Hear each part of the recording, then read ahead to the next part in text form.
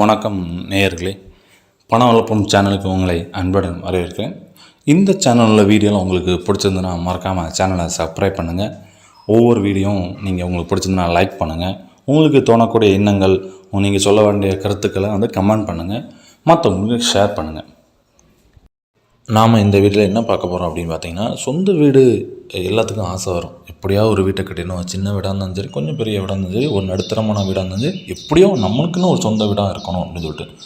So இது நம்மளுடைய சேனலே நிறைய வீடியோ பார்த்துருக்கோம். சொந்த வீடுக்கு எப்படி நம்ம இது பண்ணலாம், ஜாதகத்து ரீதியாகவும் சரி, கோயில் ரீதியாகவும் சரி. அந்த வகையில் இன்றைக்கி நம்ம இன்னொரு வீடியோ பார்க்க போகிறோம்.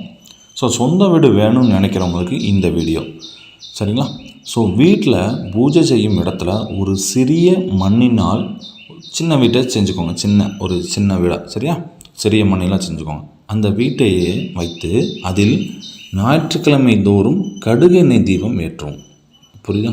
அதாவது வீட்டில் பூஜை செய்யும் இடத்துல ஒரு சிறிய மண்ணினால் செய்த வீட்டை வச்சுக்கு அதில் அந்த ஞாயிற்றுக்கிழமை தோறும் கடுகு எண்ணெய் தீபம் ஏற்றணும். தீபம் அணைந்ததும் மீண்டும் அதில் கற்பூரத்தை எரியணும். சரியா? தீபம் அணைந்த பிறகு நீங்கள் என்ன பண்ணலாம், அதில் கற்பூரத்தை எரிக்கணும். இந்த மண் வீட்டை உங்கள் கைகளால் செய்ய வேண்டும். முக்கியமாக அதுதான், இது கைகளால் செய்யணும். தொடர்ந்து வீடு வேண்டும் என்று அதை பற்றி நீங்கள் பேசிக்கிட்டே இருக்கணும். ஸோ இந்த மாதிரி வீடு வேணும் மனசுலையும் நினைக்கணும், பேசிக்கிட்டே இருக்கணும். இப்படி பண்ணிங்கன்னா கண்டிப்பாக உங்களுக்கு வீடு அமையக்கூடிய யோகம் வரும்.